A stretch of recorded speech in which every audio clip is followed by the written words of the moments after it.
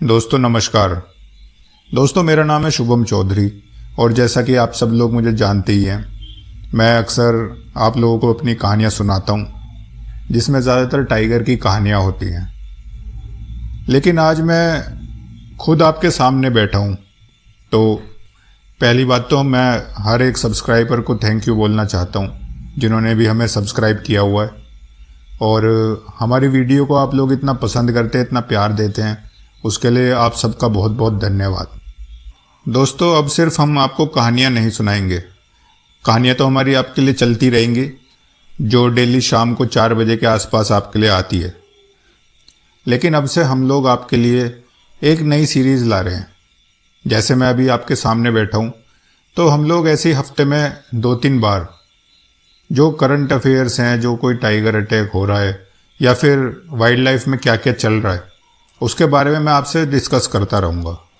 अगर आपको पसंद आए या फिर आपका कोई टॉपिक हो, अगर आप चाहते हैं कि मैं उस टॉपिक पे बात करूं, तो आप मुझे कमेंट करके ज़रूर बताएं। मैं आपके लिए ज़रूर उस पर एक वीडियो बनाऊंगा।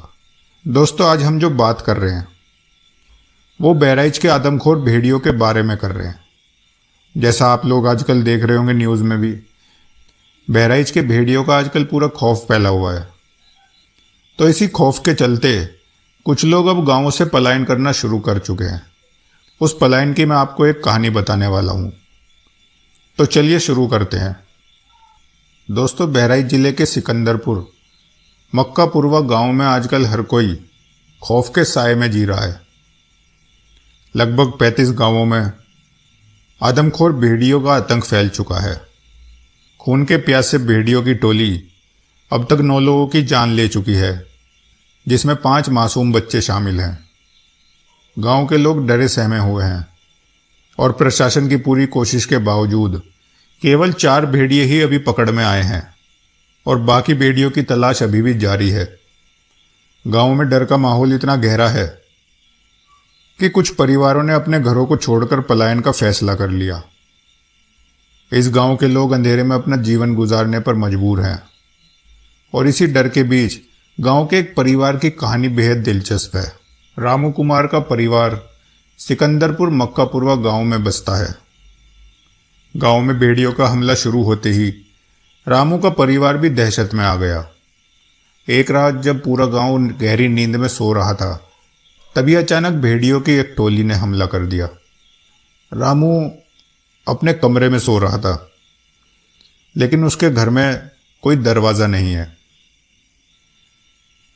एक भेड़िया अंदर आया और उसने रामू के बेटे को खींचना शुरू कर दिया। उसको खींचता देख रामू ने बहुत शोर मचाया और तभी गांव वाले पूरे इकट्ठे हो गए और किसी तरह से उसके बेटे को उस भेड़िए के हमले से बचा लिया। लेकिन भेड़िए ने रामू को बेटे को काफ़ी गहरे घाव दे दिए, जो घाव उसके हाथ और पैरों पर थे। लेकिन उसके बेटे को तुरंत अस्पताल ले जाया गया, जहां उसकी जान तो बचा ली गई, लेकिन परिवार पूरा सदमे में आ गया। रामू को इस हादसे ने पूरा हिला कर रख दिया। अस्पताल से घर लौटने के बाद रामू ने अपने परिवार की सुरक्षा को प्राथमिकता दी और गांव छोड़ने का फैसला कर लिया। रामू के भाई राम कुमार, उन्होंने बताया कि भेड़िए के हमले के बाद रामू का परिवार पूरी तरह से डर गया था। वह अपने घर और जमीन को छोड़कर पंजाब में जाकर बस गया।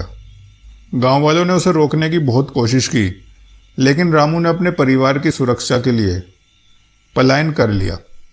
रेशमा का परिवार जो उसी गांव में रहता है, वो भी इस खौफनाक स्थिति से अछूता नहीं है। 1 महीने पहले जब रात में रेशमा अपने दोनों बच्चों के साथ आंगन में सो रही थी,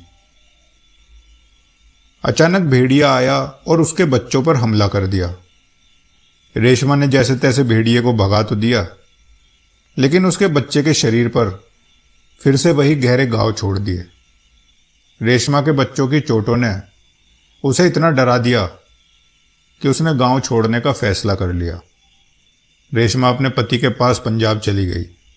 अपने घर को पीछे छोड़ते वक्त उसने क्या कहा, दोस्तों, मैं अपने बच्चों की जान खतरे में नहीं डाल सकती, यहाँ हर दिन डर के साए में जीना पड़ रहा है।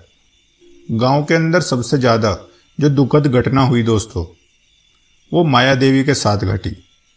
माया देवी जो देख भी नहीं सकती थी, एक बूढ़ी और अंधी औरत है। वो बेचारी भेड़िए के हमले का शिकार बन गई। एक रात जब पूरा गांव सो रहा था, भेड़िए ने माया देवी पर हमला कर दिया। वह अपनी जान बचाने के लिए लड़ी, लेकिन भेड़िए ने उनके शरीर में बड़े गहरे गहरे घाव छोड़ दिए। आज भी माया देवी उस दर्दनाक रात को याद कर कर रो पड़ती हैं दोस्तों। जब भेड़िया उनके करीब आया था, वो मंजर बिल्कुल ऐसा था कि वो बयां भी नहीं कर सकती। उनका वो जो एक्सपीरियंस था जब भेड़िया बिल्कुल उनके करीब था और हमला करने वाला था, उसे वो कभी भी नहीं भूल सकती। दोस्तों, गांव में भेड़िए के आतंक ने लोगों को इतना डरा दिया कि अब तक 2 परिवार गांव छोड़कर जा चुके हैं। बाकी गांव वाले भी पलायन की सोच रहे हैं। गांव की गरीबी और मुश्किलें तो पहले से भी बहुत थी, लेकिन अब उन्हें अपनी जान की चिंता सताने लगी है। भेड़ियों का डर अब भी गांव पर मंडरा रहा है। प्रशासन भले ही 4 भेड़ियों को पकड़ चुका है, लेकिन बाकी भेड़िए भी अभी जंगल में घूम रहे हैं और गांव के लोग खौफ के साए में जीने को मजबूर हैं दोस्तों। अगर जल्दी ही इस समस्या का समाधान नहीं हुआ तो गांव का भविष्य अंधकार में डूब जाएगा। मक्का पूर्व गांव का पूरा खौफनाक अनुभव पूरे देश के लिए एक सबक है कि कैसे इंसान और जानवर के बीच ये टकराव जो है, इसका परिणाम इतना भयंकर हो सकता है। भेड़ियों के हमले ने लोगों को घर छोड़ने पर मजबूर कर दिया। अब प्रशासन और गांव वालों के सामने एक बड़ा सवाल है कि क्या वे लोग अपने गांव को बचा पाएंगे, या फिर यह खौफ का साया हमेशा के लिए उनके जीवन का एक हिस्सा बन गया है। दोस्तों, जब मैं आप लोगों से बात कर रहा हूं तो इन 9 घटनाओं के बाद भी जब 4 भेड़िए पकड़ लिए प्रशासन ने, उसके बावजूद भी अभी हाल ही में भेड़िए ने दोबारा हमला किया, जिसमें एक बच्चा और एक वयस्क लेडी घायल हो गई है। और ये हमले अभी भी रुक नहीं रहे हैं। मैं कुछ वीडियोस देख रहा था तो उसमें मैंने देखा कि लोग अभी भी रात भर लाठियां लेकर पूरे अपने गांव में घूम रहे हैं और अलग अलग टाइम पे ड्यूटी दे रहे हैं। जो गांव के आदमी हैं वो इकट्ठा होकर ड्यूटी देते हैं कि कहीं भेड़िया उनके गांव में ना आ जाए। लोग बर्तन बजा के उन्हें भगा रहे हैं। ये मंजर सोचकर भी दोस्तों डर लगता है। आप लोग इमेजिन कर सकते हैं, अगर आप लोग कहीं ऐसी जगह पे बैठे हों जहां आपको पता है कि किसी भी क्षण आपकी जान जा सकती है, तो आपके लिए कैसा होगा। आपको थोड़ी डिस्टरबेंस अगर आ रही हो दोस्तों तो उसके लिए माफ़ी चाहूँगा। पीछे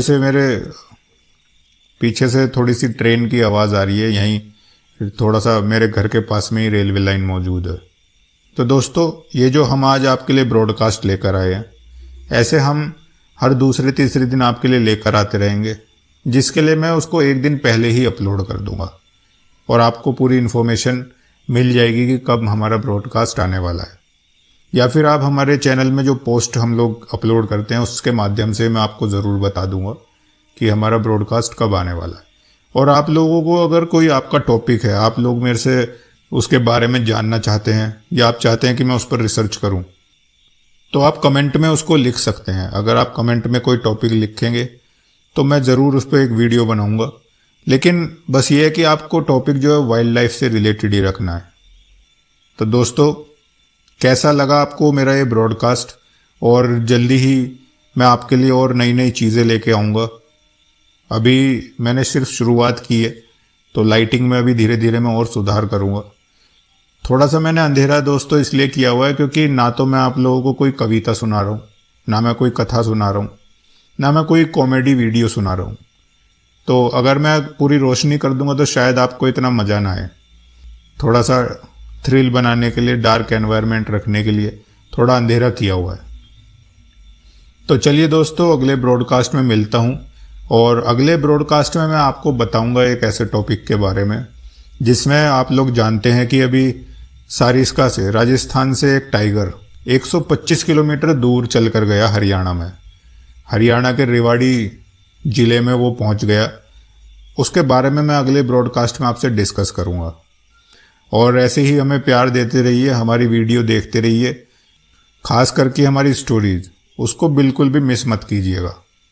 तो चलिए कल दोबारा मिलता हूँ आपसे नई स्टोरी के साथ 4 बजे। तब तक के लिए हर हर महादेव।